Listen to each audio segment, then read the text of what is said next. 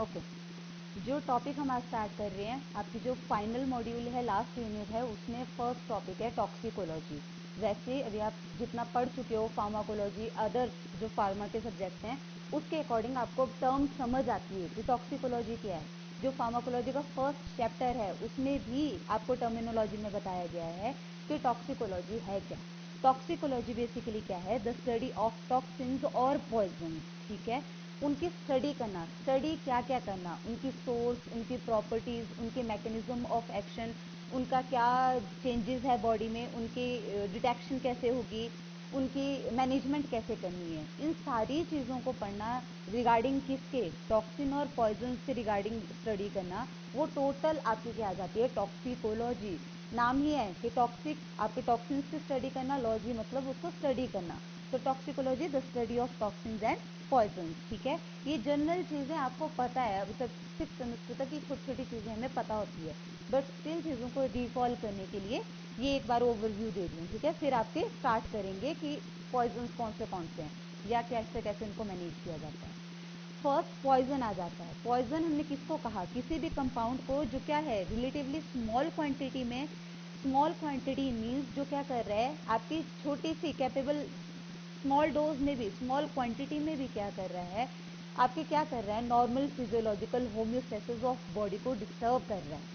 जब हमने ड्रग की डेफिनेशन देखी थी फार्माकोलॉजी 1 में, उस टाइम भी क्या बोला गया था कि सिंपल, पहले अगर आप ड्रग देखो तो क्या बोला जाता था कि कोई भी आपका केमिकल जो प्रिवेंट कर रहा है डिजीज होने से या क्योर कर रहा है डिजीज को, उसको हमने ड्रग नाम दे दिया। बट आफ्टर रिवीजन WHO ने क्या बोला कि ड्रग जो भी बॉडी में फिजियोलॉजिकल चेंजेस कर रहा है, आइदर वो कॉन्ट्रासेप्टिव्स हैं, सप्लीमेंट्स हैं, XYZ कोई भी चीज़ है जो फिजियोलॉजिकली चेंज कर रहा है, उसको हमने नाम दिया drug. Same with poison. Poison क्या है? अगर स्मॉल क्वांटिटी में भी वो हमारी डिस्टर्ब कर रहा है, वहाँ पे सिर्फ फिजियोलॉजिकल चेंजेस की बात की थी ड्रग्स में, यहाँ पे डिस्टर्ब कर रहा है अगर नॉर्मल फिजियोलॉजिकल उसको होम्योस्टेसिस को हमारी बॉडी की इन स्मॉल क्वांटिटी भी, तो हमने उसको क्या नाम दे दिया? उस केमिकल को हमने क्या नाम दे दिया? उस सब्सटेंस को हमने क्या नाम दिया? उस कंपाउंड को हमने क्या नाम दे दिया? पॉइजन, ठीक है। किसके? By a chemical reaction can cause death और डिसेबिलिटी। ऐसा ज़रूरी नहीं है कि सारे पॉइजन हमारी बॉडी में डेथ कॉज करेंगे, ठीक है। कुछ क्या करते हैं, सिर्फ डिसेबिलिटी कॉज करते हैं। जैसे सिंपल सा एग्जांपल ले लो, मिथेनॉल। मिथेनॉल वैसे ब्लाइंडनेस कॉज करता है, बट अगर एक्सेसिव डोज हो जाए मिथेनॉल की तो वो क्या कर देता है? वो डेथ भी कॉज कर सकता है, ठीक है। तो पॉइजन आइदर या तो डेथ कॉज करेगा या डिसेबिलिटी कॉज करेगा, डिपेंड ऑन कितने ड्यूरेशन के लिए वो आपकी बॉडी में है, कितना उसका एक्सपोजर हुआ है, कितना नहीं, ठीक है। उसके बाद आ जाता है पॉइजनिंग। अगर पॉइजन बॉडी में चला गया है तो वो पॉइजनिंग या तो एक्सीडेंटल हो सकती है, सुसाइडल हो सकती है, या क्रिमिनल हो सकती है। क्रिमिनल, वो आपको पता है कि किसी ने ऐड ऑन किया है तो वो पॉइजन ऐड ऑन किया है किसी चीज़ में, तो वो क्रिमिनल है। सुसाइडल, विलिंगली हमने पॉइजन को क्या किया है, इनहेल किया है या इंजेक्शन किया है। एक्सीडेंटल, कई बार क्या होता है, जो आपके पेस्टिसाइड्स होते हैं या जैसे लेड हो गया, जो बिल्डिंग्स का वेल्डिंग का वर्क करते हैं, उनका एक्सपोजर रहता है इन केमिकल से, तो उन केसेस में क्या हो जाता है कि वहाँ पे एक्सीडेंटल एक्सपोजर हो जाता है इन पॉइजन का, ठीक है।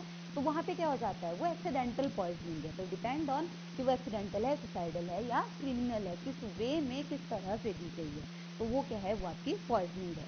देन आ जाता है टॉक्सिन। टॉक्सिन किन्हें कहा गया? जो ऑर्गेनिज्म में है, विद इन लिविंग सेल्स है, जैसे नेचुरल वो प्रेजेंट है उनमें, जैसे स्नेक में वेनम, स्पाइडर में आपके अदर उनमें इंसेक्ट्स में जो छोटे छोटे होते हैं, वो क्या है, वो उनके टॉक्सिन्स हैं। टॉक्सिकेंट्स किन्हें कहा? जो केमिकली हैं, जो केमिकल सब्सटेंसेज हैं जो टॉक्सिसिटी प्रोड्यूस कर रहे हैं, दोज आर टॉक्सिकेंट्स, ठीक है। सिर्फ नेमिंग दी गई है कि टॉक्सिन्स बोल दिया जो नेचुरली है, जो लिविंग ऑर्गेनिजम्स में, लिविंग सेल में प्रेजेंट है। और टॉक्सिकेंट्स किन्हें कहा गया? जो क्या है, आपके टॉक्सिक सब्सटेंसेज हैं फ्रॉम केमिकल, ठीक है, जो केमिकल से हमारी बॉडी में वो कर रहे हैं, टॉक्सिसिटी प्रोड्यूस कर रहे हैं। देन एंटीडोट, ये सारी चीज़ होगी टॉक्सिकोलॉजी, टॉक्सिकेंट, टॉक्सिन, पॉइजन। अब क्या आ गया कि आपके एंटीडोट, जब हम कोई मेडिसिन दे रहे हैं किस चीज़ के लिए, काउंटरैक्ट करने के लिए, the influence of poison, poison को ख़त्म करने के लिए, नाम ही बता रहा है एंटीडोट, वो आपका पर्सनल मेडिसिन जो क्या कर रहा है, आपके पॉइजन के अपोज काम कर रहा है, उसको क्या नाम दे दिया कि वो एंटीडोट है। ठीक है, ये वैसे सारे टर्म्स आपको पता है, आई नो, बट स्टिल एक बार हमारा क्या हो गया यहाँ पे ओवरव्यू सा हो गया। ठीक है, रिकॉल हो गई चीज़ें कि बेसिक टॉक्सिकोलॉजी है क्या। अब बात आ जाता है आपका further site of toxic action. ये तो इतनी बात होगी कि ठीक है, केमिकल को हमने जब बोल दिया उसको टॉक्सिकेंट्स बोल दिया, नेचुरली प्रेजेंट है टॉक्सिन्स बोल दिया, पॉइजनिंग एक्सीडेंटल हो सकती है, ऐसे हो सकती है, वैसे हो सकती है। अब बात करेंगे साइट ऑफ टॉक्सिक एक्शन की। ये हमें पता है, ठीक है, जैसे लोकल, अगर लोकल पॉइजनिंग है, मान लो आपका क्या है, जैसे एसिड और एल्कली एग्जांपल दिया हुआ है, it does not require specific site of और रिसेप्टर। ऐसा ज़रूरी नहीं है कि इसको वहाँ पे कोई चीज़ चाहिए, कोई साइट चाहिए, कोई रिसेप्टर चाहिए। किसकी बात हो रही है, पॉइजन की बात हो रही है, टॉक्सिन्स की बात हो रही है, तो उनका साइट ऑफ टॉक्सिक एक्शन की वो किस जगह पे किस तरह से करेंगे। तो लोकल जो नॉन स्पेसिफिक आपकी टॉक्सिसिटी है, उसमें पर्टिकुलर उसको टॉक्सिन को कोई ऐसा नहीं चाहिए, कोई पॉइजन को ऐसा कोई रिसेप्टर या साइट नहीं चाहिए अपना एक्शन शो करने के लिए। फॉर एग्जाम्पल एसिड और एल्कली, वो सभी को पता है, NaOH की आप टैबलेट सेलेक्ट कर लो तो इरिटेशन होना शुरू हो जाती है फिंगर्स में। ठीक है, वो स्किन से अपनी एब्जॉर्प्शन शुरू कर देती है।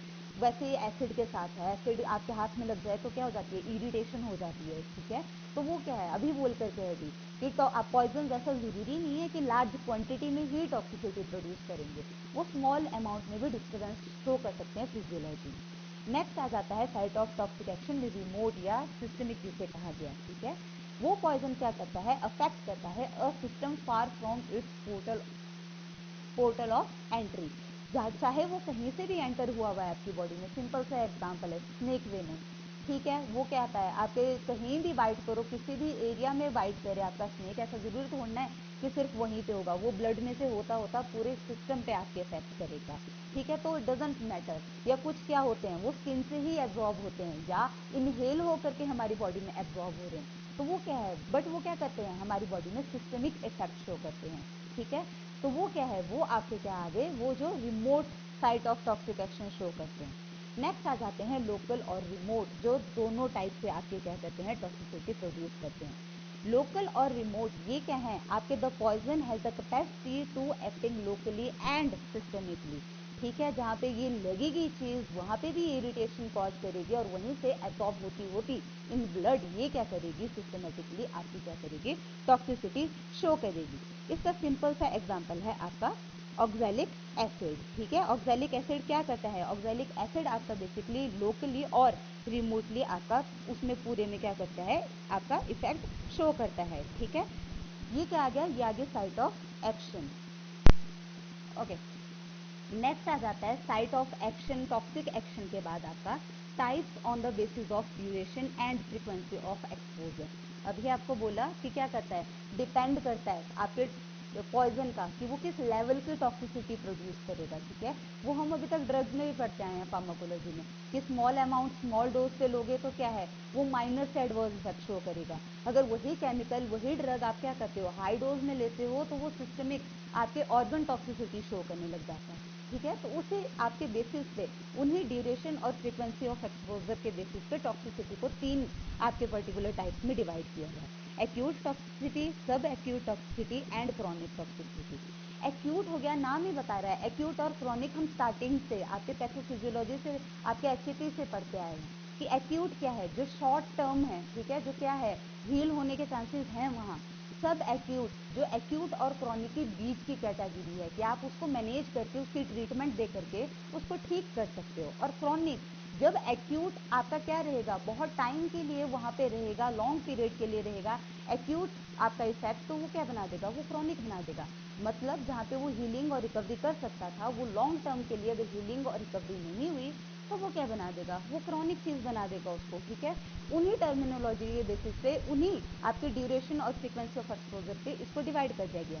एक्यूट टॉक्सिसिटी जिसमें क्या है, एप्लीकेशन ऑफ सिंगल और short term less than a day dosing of a substance. ठीक है, कि क्या हुआ है, अब कईयों में होता है कि जैसे हमने अब तक ड्रग्स पढ़ी कि क्या करती हैं, कुछ ड्रग्स हाइपर सेंसिटिविटी रिएक्शन दे देती हैं, तो ये समझ लो वो क्या है, वो उन ड्रग्स की एक्यूट टॉक्सिसिटी है।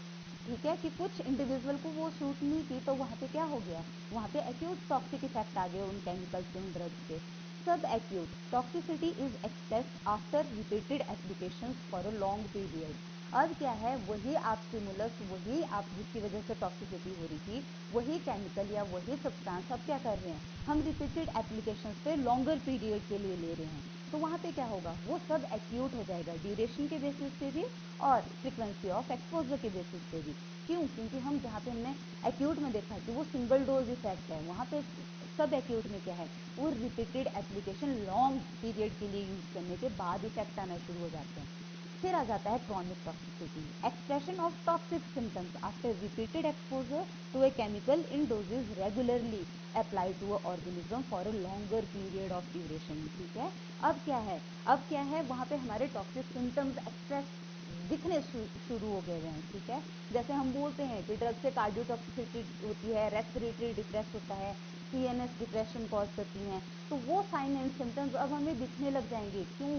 क्योंकि वो ड्रग, वो सब्सटेंस जो टॉक्सिसिटी प्रोड्यूस कर रहा है, एक तो हम उसको रिपीटेड डोज पे ले रहे हैं, ऊपर से हम लॉन्गर पीरियड के लिए ले रहे हैं। ठीक है, कई ड्रग्स के साथ, कई सब्सटेंसेस के साथ ऐसा होता है, कई पॉइजन के साथ ऐसा होता है कि आपने क्या है, अगर आपको ड्रग है, आपने एक बार ली, कोई body sign and symptom show नहीं करेगी, दो आपने महीने भर के लिए ली, कोई नहीं करेगी, बट सेकंड और थर्ड मंथ उसी की रिपीटेड डोज क्या करती है, हमारी बॉडी में वो साइन शो करने लग जाती हैं कि वो पर्टिकुलर ड्रग क्या कर रही है, हमारी बॉडी में टॉक्सिसिटी प्रोड्यूस कर रही है। तो मैंने आपको सिंपल एग्जांपल दिया with the help of drugs, कि हम ड्रग्स के बेसिस पे भी इनको एक्यूट टॉक्सिसिटी को, सब एक्यूट टॉक्सिसिटी को और क्रॉनिक टॉक्सिसिटी को आपके क्लासीफाई कर सकते हैं। ठीक है, नेक्स्ट आ जाता है, अब हम अगर जनरल कंसिडरेशन देखें, ठीक है, जैसे हमने एंटीबायोटिक्स पढ़े थे तो उसमें पहले जनरल कंसिडरेशन पढ़ी थी, उसके बाद हमने उस चीज़ को समझना शुरू किया था, वैसे ही यहाँ पे पहले ट्रीटमेंट ऑफ पॉइजनिंग समझ लेते हैं। वैसे मैंने आपसे क्लास में जब डिस्कस किया था तो आप लोगों ने आंसर किया भी था इन चीज़ों का, बट एक बार हम फिर से उन चीज़ों को रिकॉल कर लेते हैं। ठीक है, steps in the treatment of poisoning, जब भी किसी चीज़ की पॉइजनिंग होती है तो सबसे पहला काम क्या होता है, सबसे पहला काम क्या होता है कि हम क्या करेंगे, stop the source of poisonous. ठीक है, हम क्या करेंगे, जिस सोर्स से वो आ रहा है, अगर मान लो वो किसी के क्लोथ में है या इनहेलेशन से आ रहा है या कोई भी XYZ अगर अदर रूट है, ठीक है, आपके उनके पॉइजन से रूट भी क्या है, जो आपके नॉर्मल रूट ऑफ एडमिनिस्ट्रेशन है वही उनके भी हैं, तो जिससे उसका एक्सपोजर हो रहा है, जिससे वो सोर्स है आपका पर्टिकुलरली, हम उसको रिमूव करेंगे। ठीक है, उसके बाद क्या करेंगे, limit the absorption of poison. अगर वो ओरल से गया है, आईवी से गया है, तो हम कोशिश करेंगे कि जो उसके एब्जॉर्प्शन है वो स्टॉप हो जाए, लिमिट आउट हो जाए। ठीक है, ऐसा ना हो कि जितना वो बॉडी में एब्जॉर्ब हुआ है, ब्लड में पहुंचा हुआ है, वो अमाउंट उससे ज़्यादा बढ़ जाए प्लाज्मा में। ठीक है, तो हम उसको लिमिट आउट कर देंगे। लिमिट आउट करने के बहुत से तरीके हैं। एब्जॉर्प्शन कहाँ से होनी है, अगर ओरली ली है तो गैस्ट्रिक से उसकी एब्जॉर्प्शन होनी है, तो हम क्या कर देंगे, या तो यूरिनेशन करवा देंगे या उसकी गैस्ट्रिक लेवाज करवा देंगे, या हम कोई अदर मेथड से क्या करेंगे, उसको वहाँ से एक्सक्रीट आउट करवा देंगे, ताकि क्या है, वो लिमिट में रहे, जितनी एब्जॉर्प्शन प्लाज्मा में मिल चुका है उसको पॉइजन, वही रहे, उससे एक्स्ट्रा ना हो। नेक्स्ट आ जाती है स्पोर्टिव थेरेपी, जिसको बोला जाता है ABC। हमें ध्यान रखना है उसका एयरवे प्रॉपर हो, उस ब्रीदिंग प्रॉपर हो रही हो और उसका बॉडी सर्कुलेशन ब्लड का प्रॉपर हो, तो हम इन तीनों का ध्यान रखेंगे। ये हमारे नॉर्मल भी फर्स्ट एड की चीज़ें होती है कि जब कोई पेशेंट क्या हुआ है, किसने पॉइजन लिया, तो हम पहले ये करते हैं कि वहाँ से जो रश हुआ होता है, वहाँ पे जो भीड़ होती है उसको हम दूर करते हैं कि उसका एयरवे प्रॉपर रहे। फिर हम उसकी ब्रीदिंग चेक करते हैं कि उसको ऑक्सीजन डेफिशिएंसी तो नहीं है। ठीक है, वो चेक करके अगर ज़रूरत है तो CPR देते हैं। ठीक है, अगर कंडीशनिंग उसकी ब्रीदिंग प्रॉपर नहीं हो रही, उसको ऑक्सीजन प्रॉपर नहीं मिल पा रही है, एज अ फर्स्ट एड। फिर उसकी सर्कुलेशन देखते हैं, पल्स चेक करते हैं। ठीक है, हॉस्पिटल में तो आपको पता है मॉनिटरिंग होती है BP की। ठीक है, बट वहाँ पे क्या है, हम उसकी पल्स चेक करेंगे कि पल्स रेट नॉर्मल है या नहीं। तो क्या आ जाती है, ये आ जाती है स्पोर्टिव थेरेपी, नाम ही बता रही है। ठीक है, कि एयरवे, ब्रीदिंग और सर्कुलेशन, ABC हम आपको उस पेशेंट का नॉर्मल रखना है। ये थी अगर वो पेशेंट नॉर्मल, उसने ओरली या अदर रूट से लिया है। इन कोमा कंडीशन हम उसको कोमा कॉकटेल देंगे। क्यों? क्योंकि हम उसको ओरली भी ऐसा नहीं है कि कुछ दे सकते हैं। ठीक है, ऐसा भी नहीं है कि हम उसे पूछ सकते हैं कि भाई तेरे को किस चीज़ की पॉइजनिंग हुई है या क्या हुआ है। ठीक है, तो उस केस में हम क्या करते हैं, कोमा कॉकटेल देते हैं। ठीक है, वहाँ पे भी हमने ये ध्यान रखना है कि रेस्पिरेटरी डिप्रेशन ना हुआ हो, CNS डिप्रेशन ना हुआ हो, या बॉडी हाइपोवॉल्यूमिक उस कंडीशन में ना चली गई हो। ठीक है, अगर उसको सलाइन की ज़रूरत है, उसको बॉडी फ्लूइड की ज़रूरत है, उसको वो देंगे, उसके इलेक्ट्रोलाइट उसको इम्बैलेंस को बैलेंस करके रखेंगे, या उसकी पल्स उसको चेक करते रहेंगे, उसकी पल्स को नॉर्मल रखने की कोशिश करेंगे, ठीक है। अगर ऑक्सीजन की रिक्वायरमेंट है तो ऑक्सीजन, वो स्पोर्टिव थेरेपी कोमा वाले में भी चलेगी, बट उसके एंटीडोट की जगह या कोई अदर केमिकल देने की जगह हम क्या करेंगे, उसको कोमा कॉकटेल देंगे इन कोमा कंडीशन।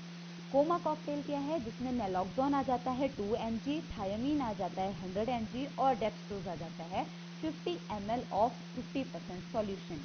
फर्स्ट आ जाता है नैलॉक्सोन। नैलॉक्सोन एक अपॉइड है जो बेसिकली किस चीज़ के लिए काम कर रहा है, वो ओवरकम करेगा रेस्पिरेटरी एंड सीएनएस डिप्रेशन, ठीक है। इन दोनों चीज़ों को अभी बोला कि हमारे को क्या करना है, उनमें भी इन चीज़ों का ध्यान रखना है, ठीक है।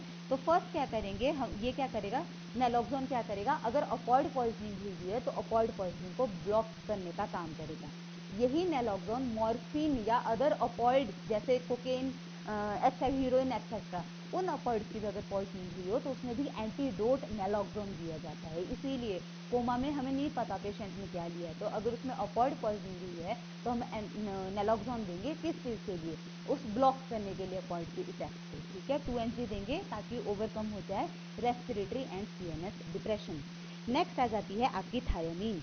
थायमीन क्या करेंगे, 100 mg देंगे हम, किस चीज़ के लिए, ताकि ब्रेन डैमेज, अगर अल्कोहलिक है पेशेंट तो उस कंडीशन में ब्रेन डैमेज ना हो। थायमीन आप सभी को पता है, vitamin B1 is your thymine, ठीक है। डेक्सट्रोज, डेक्सट्रोज हम देंगे 50 ml ऑफ 50% सॉल्यूशन, ठीक है। ये क्या करेगा, वहाँ पे हाइपोग्लाइसीमिया कंडीशन नहीं होने देगा, क्योंकि आप फिर बोल रही हूँ कि कोमा पेशेंट को आप क्या पूछ लोगे, क्या पता कर लोगे, तो उन कंडीशन में हम क्या देते हैं, कोमा कॉकटेल देते हैं, ताकि रेस्पिरेटरी, सीएनएस, हाइपोग्लाइसीमिया या ब्रेन डैमेज का कोई भी खतरा ना हो, वो आपका पेशेंट सही हो, ठीक है। फिर आ जाता है next journal management. Steps poisoning को ठीक करने के लिए वो चीज़ अलग है, अब आएगा जर्नल मैनेजमेंट, मैनेज कैसे करेंगे। वो फर्स्ट एड था कि स्पोर्टिव थेरेपी दे दी, अगर कोमा में है पेशेंट तो कोमा कॉकटेल दे दिया। अब आ जाएगा उसको मैनेज कैसे करेंगे पॉइजनिंग को, ठीक है। फर्स्ट हम काम करेंगे, क्या करेंगे, गट डिकंटामिनेशन, ठीक है। वहाँ पे भी हमने यही देखा जब हमने स्टेप्स देखे कि फर्स्ट क्या करेंगे, उसके एब्जॉर्प्शन रोक देंगे, तो वही क्या चीज़ है आपकी मैनेजमेंट में, गट की क्या है, डिकंटामिनेशन, हमने एब्जॉर्प्शन वहाँ से गट से नहीं होने देनी है। इसके लिए हम क्या कर सकते हैं, एमेसिस कॉज करवा सकते हैं, वॉमिटिंग जिसको बोलते हैं, स्टमक वॉश दे सकते हैं, उससे भी आप वॉश आउट कर सकते हो, ठीक है। वैसे स्टमक वॉश बहुत कम केसेस में यूज़ किया जाता है, क्योंकि ये एज जैसे पॉइजन हार्मफुल है, स्टमक वॉश भी हार्मफुल रहता है, तो ये कम केसेस में यूज़ किया जाता है। एमेसिस या गैस्ट्रिक लेवाज बेसिकली यूज़ किया जाता है। परगेटिव्स यूज़ किए जाते हैं ताकि आपका क्या हो जाए, जो पॉइजन है वो बॉडी से एक्सक्रीट आउट हो जाए, ठीक है। या उसमें क्या किया जाता है, जिस कंडीशन में कॉन्ट्रा इंडिकेटेड है, ठीक है, ये चीज़ें कि एमेसिस नहीं करवा सकते, स्टमक वॉश नहीं करवा सकते, ये सारी चीज़ें जिसमें क्या है कॉन्ट्रा इंडिकेटेड है, उस केस में हम क्या देंगे, उस केस में हम एक्टिवेटेड चारकोल देंगे, ठीक है। एक्टिवेटेड चारकोल बनाना कैसे है, 4 पार्ट्स ऑफ वाटर लेना है, 1 पार्ट ऑफ एक्टिवेटेड चारकोल लेना है। एक्टिवेटेड चारकोल क्यों, चारकोल आज की डेट में सभी को पता है, एक्टिवेटेड चारकोल फेस वॉश में आ रहा है, आपके स्क्रब्स में आ रहा है, सभी को पता है, ठीक है। आपके उसमें हेयर वो उसमें आ रहे हैं, शैम्पूज में आ रहे हैं। एक्टिवेटेड चारकोल क्या करता है, इम्प्योरिटीज को एब्जॉर्ब कर लेता है, ठीक है, एक कॉम्प्लेक्स बनाता है, इंसॉल्युबल कॉम्प्लेक्स, और उसको बाहर कर देता है बॉडी से। तो वो काम है जिस केस में एमेसिस, स्टमक वॉश या परगेटिव्स अलाउ नहीं है, कि हम परगेटिव्स की हेल्प से एक्सक्रीशन को फास्ट कर दें।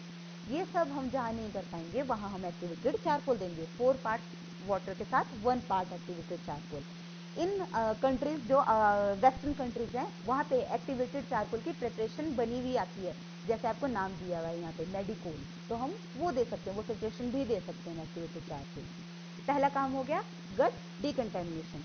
फिर आ जाता है नेक्स्ट स्टेप आपका मैनेजमेंट ऑफ रेस्पिरेटरी फेलियर। हमें ध्यान रखना है ऑक्सीजन प्रॉपर मिलती रहे, ऑक्सीजन प्रॉपर नहीं मिल रही है तो उसको ऑक्सीजन देनी है, वेंटिलेशन में रखना है, इस चीज़ का हमेशा ध्यान रखना है जिसने पॉइजन लिया है, ठीक है। गट डिकंटामिनेशन के बाद मैनेजमेंट ऑफ रेस्पिरेटरी फेलियर, कि उसको प्रॉपर ऑक्सीजन मिलती रहे, हाइपोक्सिया कंडीशन ना आ जाए, ठीक है, या इंक्रीज कार्बन डाइऑक्साइड कंडीशन ना बने, तो हमें क्या है उसे प्रॉपर ऑक्सीजन देते रहना है। नेक्स्ट आ जाता है आपका management of circulatory failure.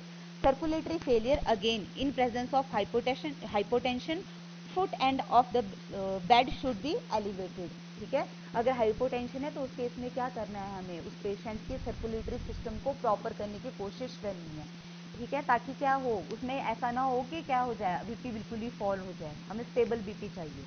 Management of fluid and electrolyte balance, अगर उसका हाइपोवॉलीमिया कंडीशन आ गई है या इलेक्ट्रोलाइट इम्बैलेंस हो गया, वो नॉर्मल सी चीज़ है, हम उसको फ्लूइड चढ़ाएंगे, सलाइन चढ़ाएंगे, NaCl चढ़ाएंगे, हमारे पास ऑप्शन है, ठीक है, तो वो चढ़ाएंगे और क्या करेंगे, उसके फ्लूइड बैलेंस को, इलेक्ट्रोलाइट बैलेंस को नॉर्मलाइज करेंगे।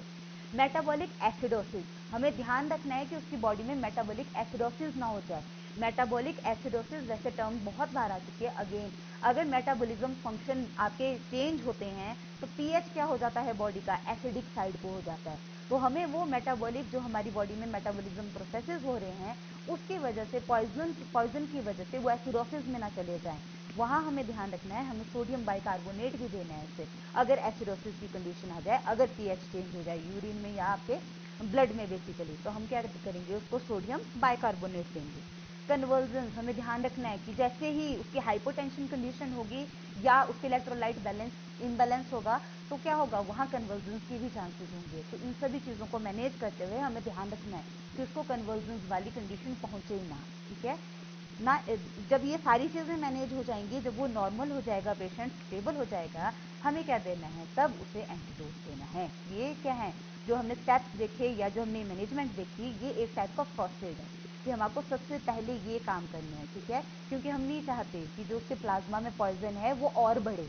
क्लियर, हम ये नहीं चाहते कि वो हम एंटीडोट दें उससे पहले वो रेस्पिरेटरी फेलियर में चले जाए या वो सर्कुलेटरी फेलियर में चला जाए या उसका फ्लूइड और इलेक्ट्रोलाइट इम्बैलेंस हो जाए या मेटाबॉलिक एसिडोसिस की वजह से ही पेशेंट चला जाए या वो कन्वर्जन्स में चला जाए। कन्वर्जन्स भी एक कोमा की तरह कंडीशन है, हम कुछ भी नहीं कर पाएंगे पेशेंट का, ना समझ पाएंगे उसको। फिर हम इन सबको मैनेज करने के बाद उसको एंटीडोट देंगे। फिजिकल एंटीडोट देंगे, जैसे हमने एक्टिवेटेड चारकोल देखा, उसकी नेचर ही क्या है, उसकी फिजिकल नेचर ही आपके क्या है, इम्प्योरिटीज को एब्जॉर्ब करने की, तो वो उसका नेचर है। या तो केमिकल देंगे, केमिकल हो गया, जैसे अगर एसिड कोई लिया है एल्कली दे दो, एल्कली लिया है एसिड दे दो, या EDTA दे दो, जैसे आपके lead, arsenic, mercury, heavy metal poisoning है तो उसको क्या दे दो, EDTA दे दो, ठीक है। चिल्लेट दे दो, चिलेटिंग एजेंट, वो क्या करेगा, चिल्लेट बनाएगा आपके किसके साथ, हैवी मेटल के साथ इनसॉल्युबल, और उसको बॉडी से बाहर कर देगा। या उसको फार्माकोलॉजिकल एंटीडोट दे दो, जैसे अगर उसने कोई ड्रग ली है, ड्रग की वजह से टॉक्सिसिटी है, ड्रग की वजह से पॉइजनिंग है, तो उसका एंटीडोट दे दो अगर अवेलेबल है। अगर अवेलेबल नहीं है तो आप कहाँ से दोगे, तब आपको ये बाकी सारी चीज़ें उसकी मैनेज करके उसको स्टेबल रखना है, ताकि वो क्या रहे, जब तक पूरा जो पॉइजन उसके ब्लड में, प्लाज्मा में पहुंच गया, वो जब तक पूरा एक्सक्रीट आउट ना हो जाए, वो पूरा अपना साफ ना हो जाए, तब तक हमारे को क्या है, उसको मैनेज करते रहना है, उसकी मॉनिटरिंग करते रहना है। तो ये क्या है, ये जनरल कंसिडरेशन है जब हम पॉइजनिंग टॉक्सिकोलॉजी देखते हैं। नेक्स्ट आ जाता है अब टॉक्सिसिटी स्क्रीनिंग। टॉक्सिसिटी स्क्रीनिंग, अब जो हमने हमारी बॉडी में या किसी पेशेंट की बॉडी में पॉइजन गया है, वो क्या क्या कर रहा है, हम आपको उस चीज़ की भी स्क्रीनिंग करते रहना है। ऐसा ना हो जब तक हम उसको एंटीडोट दे रहे हैं या जितने मजे से हम उसके मैनेजमेंट करने में लगे हुए हैं, ऐसा ना हो तब तक कोई और ही डिफेक्ट बन जाए उसकी बॉडी में, ठीक है। तो हमें क्या करना है, उसकी टॉक्सिसिटी की स्क्रीनिंग भी करनी है। टॉक्सिसिटी स्क्रीनिंग किस चीज़ के लिए, अगर उसमें टॉक्सिसिटी आई है तो वो म्यूटेजेनिसिटी तो नहीं कॉज कर रही, वो कार्सियोजेनिसिटी तो नहीं कॉज कर रही, वो टेरेटोजेनिसिटी नहीं कॉज कर रही, या वो आप पे जो पॉइजन है वो जीनोटॉक्सिसिटी प्रोड्यूस तो नहीं कर रही। ये सारी टर्म्स हमने एडवर्स इफेक्ट के टाइम फार्माकोलॉजी में, फार्माकोलॉजी 1 में पढ़ी है, बट स्टिल रिकॉल कर लेते हैं। Mutagenicity, detection of possible ability to induce genetic alteration, mutation तो नहीं कॉज कर रही वो जीन की, क्यों, क्योंकि वो एक बार डिफेक्ट पड़ गया तो वो फिर परमानेंट डिफेक्ट है, तो जीन को तो आप दोबारा म्यूटेशन पे नहीं ला सकते हैं ना। दूसरा, कार्सिनोजेनिसिटी, ऐसा तो नहीं है, detection of possible ability to induce abnormal uncontrolled proliferation of genetically altered cell, ऐसा तो नहीं है कि वो पॉइजन बॉडी में जाकर के एबनॉर्मल प्रोलिफरेशन करवा रहा है सेल्स की, डेट इज कैंसर, वो कैंसर तो नहीं कॉज कर रहा, कार्सिनोजेनिक तो नहीं है वो पॉइजन। या टेरेटोजेनिसिटी, टेरेटोजेनिसिटी हमें पता है कि फीटस में एबनॉर्मलिटी कॉज होना, तो ऐसा तो नहीं है कि प्रेग्नेंट वुमन है हमारे पास जिसने पॉइजन लिया हुआ है, और ऐसा तो नहीं है कि वो क्या कर रहा है, उसके फीटस को भी अफेक्ट कर रहा है। ऐसा ज़रूरी नहीं है हमेशा सुसाइडल और क्रिमिनल ही हो, कई बार एक्सीडेंटल एक्सपोजर भी होता है, वो भी बताया। जैसे जो बिल्डिंग में वर्क कर रहे हैं, वेल्डिंग का काम कर रहे हैं, इंसेक्टिसाइड के साथ काम कर रहे हैं, पेस्टिसाइड्स के साथ काम कर रहे हैं, उनका एक्सपोजर होता ही है इन चीज़ों से, तो वहाँ चांसेस हो जाते हैं कि वहाँ एक्सीडेंटल पॉइजनिंग हो जाए। तो teratogenicity in case of pregnant women हमें वो भी ध्यान रखना है कि अब क्या कर रहा है जो हमारा पॉइजन है वो क्या ना करे, टेरेटोजेनिसिटी कॉज ना करे। जीनोटॉक्सिसिटी, जीनोटॉक्सिसिटी और म्यूटेजेनिसिटी ये आपकी क्या है, एक्सचेंजेबल टर्म्स हैं, ठीक है, सिनोनिम्स हैं एक दूसरे के टाइप के। जीनोटॉक्सिसिटी क्या हुआ कि वो पॉइजन पर्टिकुलरली कि क्या कर रहा है, डैमेज तो नहीं कर रहा है जीन को, ठीक है। अब ऐसा ज़रूरी नहीं है कि जीनोटॉक्सिसिटी आपकी म्यूटेशन में ही हो, जीन को डायरेक्ट भी डैमेज कर सकता है, ठीक है, या उसमें म्यूटेशन भी कर सकता है जो फर्दर क्या है कैंसर को भी लीड कर सकती है। तो आपकी जीनोटॉक्सिसिटी और म्यूटेजेनिसिटी ये क्या है, एक दूसरे के साथ कोरिलेट है, ठीक है।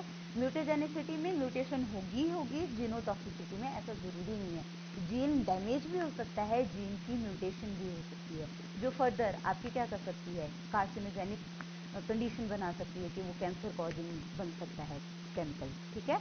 तो ये टॉक्सिसिटी स्क्रीनिंग भी हमें मैनेजमेंट के ड्यूरेशन में करनी है, उसकी मॉनिटरिंग करनी है ताकि डैमेज परमानेंट ना बने पॉइजन की वजह से, ठीक है। ये जनरल कंसिडरेशन थी। अब आ जाते हैं जो आपके सिलेबस में पॉइजन्स हैं। वैसे आपको खुद को पता है पॉइजन्स बहुत टाइप के हैं, हर एक केमिकल एक हिसाब से, ठीक है। केमिकल पहले भी बोल चुकी हूँ, जितनी भी एलोपैथिक ड्रग है ऐसा कोई भी नहीं है जिसका साइड इफेक्ट नहीं है, नोजिया वॉमिटिंग नॉर्मल से साइड इफेक्ट तो है ही, वो भी क्या है, वो एक टाइप से हमारे नॉर्मल फिजियोलॉजी को चेंज कर रहे हैं, ठीक है। तो वो भी क्या है, उनके टॉक्सिक इफेक्ट है एक तरह से। ऐसा कोई भी केमिकल नहीं है जो हमारी बॉडी में एंटर होकर के टॉक्सिक इफेक्ट शो ना करे। तो क्या है, बट आपके सिलेबस में लिमिटेड दिए हुए हैं, जैसे barbiturate, morphine, organophosphorus poisoning, lead, arsenic और मर्करी, बस इतने ही दिए हुए हैं, ठीक है। तो चाहे ये पीपीटी प्रेफर कर लेना, इससे अपनी असाइनमेंट बना लेना, या जो आपको वहाँ पे मैंने पीडीएफ भेजूंगी ग्रुप में, वहाँ से आप अपने बना लेना, ठीक है। फर्स्ट बात करते हैं बार्बिचुरेट्स की। बार्बिचुरेट्स, ठीक है, फिनोबार्बिटोन एटसेट्रा, ये क्या है आपके, ये आपके बार्बिचुरेट्स हैं। जो बार्बिचुरेट्स फिनोबार्बिटोन है पर्टिकुलरली, इसका क्या है, जो इसकी फेटल डोज आ जाती है वो आ जाती है 6 to 10 ग्राम, ठीक है। बेसिकली जो बार्बिचुरेट्स हैं वो कहाँ पढ़े हैं हमने, वो पढ़े हैं सेंट्रल नर्वस सिस्टम डिप्रेसेंट, वहाँ पे पढ़े हैं वो, ठीक है। तो वो क्या करते हैं, बेसिकली एंजायोलिटिक, हिप्नोटिक और एंटी कन्वर्जेंट आपके क्या करते हैं, एक्शन शो करते हैं। याद करो, benzodiazepine and barbiturates sedative hypnotic में भी आते हैं, एंजायोलिटिक्स में भी आते हैं। तो वही बार्बिचुरेट पॉइजनिंग यहाँ बात हो रही है कि उन बार्बिचुरेट्स की अगर पॉइजनिंग हो जाए तो क्या करेंगे। तो इसमें एक यहाँ पे एग्जांपल दिया हुआ है फिनोबार्बिटोन, ठीक है। तो उसकी लीथल डोज या फेटल डोज कितनी दी गई है, 6 to 10 ग्राम। अगर बार्बिचुरेट पॉइजनिंग के क्लिनिकल सिम्टम देखोगे तो respiratory depression with slow and shallow breathing एक सिम्टम, हाइपोटेंशन कॉज करते हैं दूसरा सिम्टम, स्किन इरप्शंस करते हैं नेक्स्ट सिम्टम, कार्डियोवैस्कुलर कोलैप्स भी हो सकता है और रीनल फेलियर भी हो सकता है। तो ये क्या है, अगर किसी में बार्बिचुरेट पॉइजनिंग हुई है, फिनोबार्बिटोन की पॉइजनिंग हुई है, तो ये क्लिनिकल सिम्टम उसमें दिखेंगे। ट्रीटमेंट क्या है बार्बिचुरेट्स का, इसके लिए कोई स्पेसिफिक एंटीडोट प्रेजेंट नहीं है, बट स्टिल ये क्या कर सकते हैं हम इनको ट्रीट करने के लिए। First, gastric lavage with administration of activated charcoal.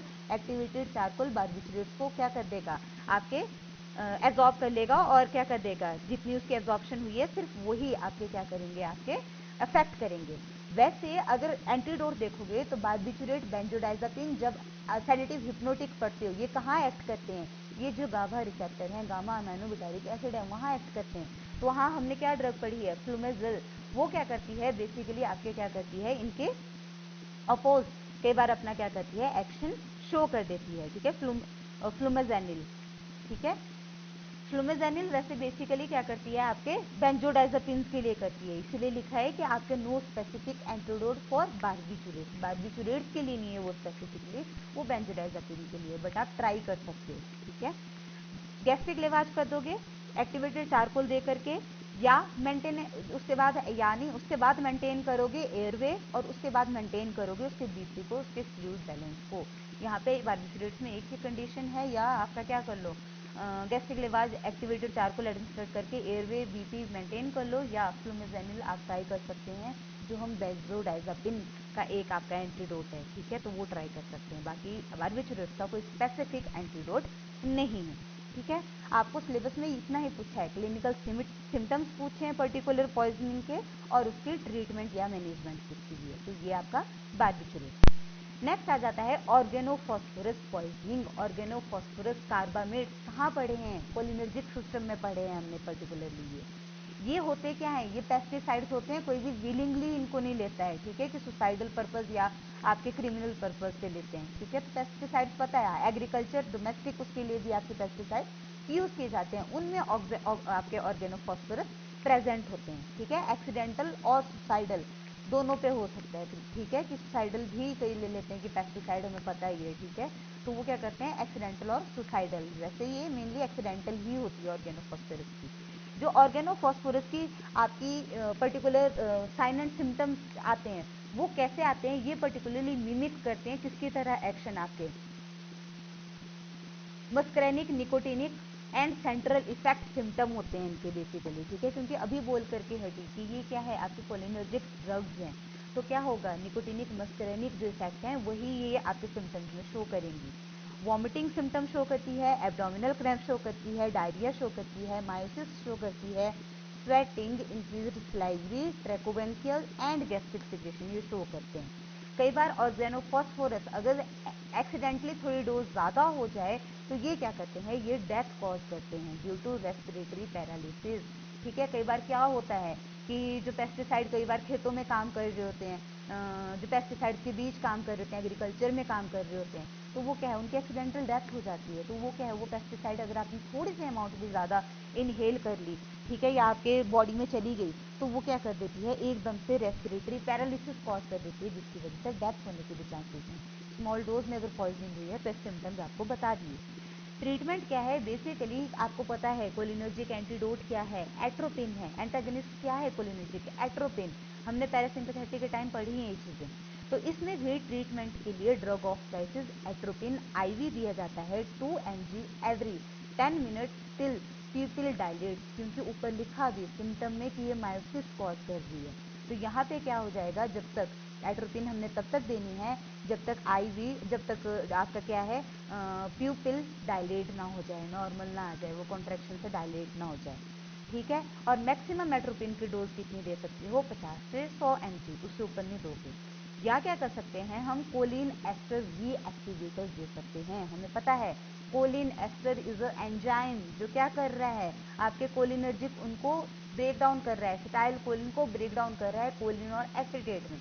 तो यहाँ पे भी सेम मैकेनिज्म है। अगर ऑर्गेनोफॉस्फोरस की पॉइजनिंग को रिड्यूस करना है तो कोलिन एस्टर रीएक्टिवेटर दे दो, ठीक है। जैसे आपका प्रेलिडॉक्साइन या ओबिडॉक्साइन या डाईएस्टाइल मोनोऑक्साइन, ये आपके क्या हैं, कोलिन एस्ट्रेज एंजाइम के रीएक्टिवेटर जो क्या करेंगे, ऑर्गेनोफॉस्फोरस जो सब्सटेंस है अगर वो कोलिन एस्टर से ब्रेक डाउन हो सकता है तो ये रीएक्टिवेटर्स उसको ब्रेक डाउन करके क्या कर देंगे, खत्म कर देंगे, उसको एक्टिव से इनएक्टिव फॉर्म में कन्वर्ट कर देंगे, ठीक है।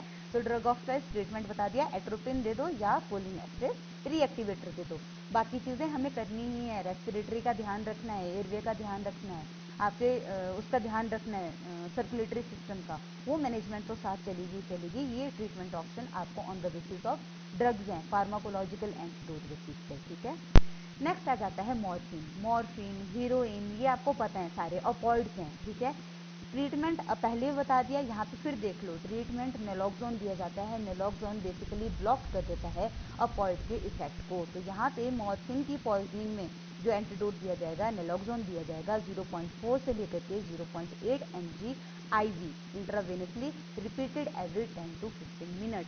जो मॉर्फिन की लीथल डोज है इन नॉन एडिक्ट्स वो 250 mg है, but addicts can tolerate grams of morphine, ठीक है। मॉर्फिन आपको पता भी है यूफोरिया के लिए यूज़ की जाती है, एडिक्शन होती है इसकी। तो जो एडिक्ट्स हैं, जो ऑलरेडी इसकी वो ले रहे हैं, मिस यूज़ कर रहे हैं, उनमें क्या है वो टॉलरेट कर सकते हैं ग्राम्स ऑफ मॉर्फिन, बट जो नॉन एडिक्टेड हैं उनके लिए lethal dose 250 mg of morphine है, ठीक है। मॉर्फिन पॉइजनिंग में साइन एंड सिम्टम्स क्या है? रेस्पिरेटरी डिप्रेशन हो जाता है, आपका 3 पॉइंट प्यूपिल हो जाता है, या अगेन जैसे हमने बाकियों के देखे, ठीक है, क्या कर देता है, शॉक कंडीशन कर देता है, हाइपोटेंशन कर देता है, हाइपोथर्मिया भी कॉज कर देता है मॉर्फिन, कोमा कंडीशन भी बना देता है, ठीक है। तो ये क्या है अदर साइन एंड सिम्टम्स जो यहाँ मेंशन नहीं है, वो भी मैंने आपको बता दिए, वो क्या है sign and symptoms morphine poisoning के, ठीक है। वैसे जो डायग्नोज है मॉर्फिन का वो ब्लड से ही होता है, बट क्लिनिकल मैनिफेस्टेशन या क्लिनिकल फीचर्स आपको पता होने चाहिए कि पर्टिकुलर पॉइजनिंग की वजह से ये पर्टिकुलर इफेक्ट आएंगे, ताकि आप क्या करो, फिजिकल भी एग्जामिन कर सको। तो फिजिकल एग्जामिन क्या होगा, साइन एंड सिम्टम से होगा, बाकी क्या होगा, ब्लड आपको क्या बताएगा, प्रॉपर अमाउंट ऑफ पॉइजन और प्रॉपर किस चीज़ की पॉइजनिंग हुई है, ठीक है। तो ट्रीटमेंट आपको बता दिए, साइन और सिम्टम्स बता दिए, किसके, मॉर्फिन, ऑर्गेनोफॉस्फोरस एंड बार्बिटूरेट। सिलेबस में 3 और दिए हुए हैं, लेड, मरकरी, आर्सेनिक, ये हमें पता है तीनों हैवी मेटल हैं और इनके पॉइजनिंग बहुत ही माइन्यूट अमाउंट में भी हो जाती है। जैसे अभी आपको बोला लेड फॉर एग्जांपल, वो जो बिल्डिंग में काम कर रहे हैं, बेल्डिंग का काम कर रहे हैं, लेड का एक्सपोजर होना उनके लिए नॉर्मल है। तो इनके लिए क्या किया जाता है, इनके लिए केमिकल एंटीडोट किया जाता है, बाकी मैनेजमेंट वैसे ही चलेगी। साइन एंड सिम्टम्स इनके भी नॉर्मली वैसे ही होते हैं, बस ये है कि जो हैवी मेटल है वो ब्रेन डैमेज के चांसेस बहुत ज़्यादा देता है, चाहे आर्सेनिक है, चाहे मरकरी है, चाहे आपका लेड है, वो ब्रेन डैमेज, परमानेंट डैमेज, और ठीक है, क्योंकि आपको पता है जो ब्रेन न्यूरॉन्स हैं वो ऐसा नहीं है कि आपके क्या है रिकवरी कर लेंगे या हीलिंग कर लेंगे, वो एक बार डैमेज हो गए वो फिर आपके डैमेज ही हो जाते हैं।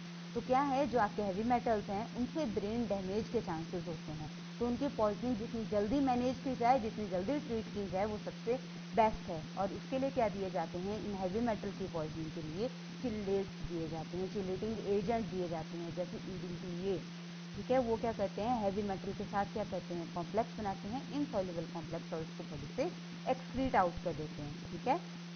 जो वो 3 हैं आपके, आर्सेनिक, लेड और मर्करी, जो मैं आपको नोट्स दे दूंगी वो 3 उससे लिख लेना आप, ठीक है। उसमें छोटे छोटे करके आपको पैराग्राफ उन तीनों के दिए हुए हैं, तो वहाँ से नोट डाउन कर लेना, मैंने PPT में मेंशन किए हैं।